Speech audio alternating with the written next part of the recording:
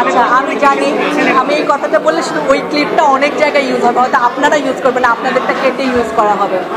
বয়স নিয়ে আসলে অনেক কথা হচ্ছে, ভালোই হলো আপনারা এই প্রশ্নটা তুললেন। আসলে আমি কখনোই নিজেকে ছোট প্রমাণ করে কোনো সুবিধা নিতে চাইনি, কিংবা সুবিধার জায়গাও না, বা মানুষও যে আমার বয়স শুনে সারপ্রাইজ হচ্ছেন সেটাকেও আমি দোষের কিছু মনে করি না।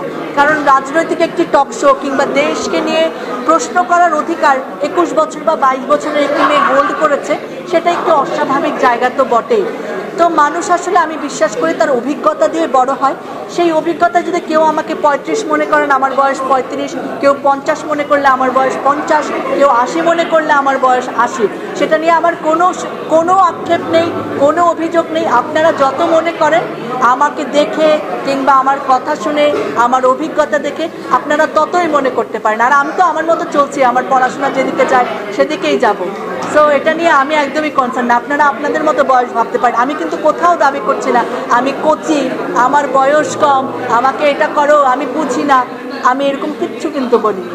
তো এটা নিয়ে আপনারা একদমই বদর হবেন না। জগন্নাথ ইউনিভার্সিটিতে পড়ি, অ্যানথ্রোপোলজি নিয়ে পড়ি, আমার গ্র্যাজুয়েশন কমপ্লিট করতে আরও কিছু দিন লাগবে।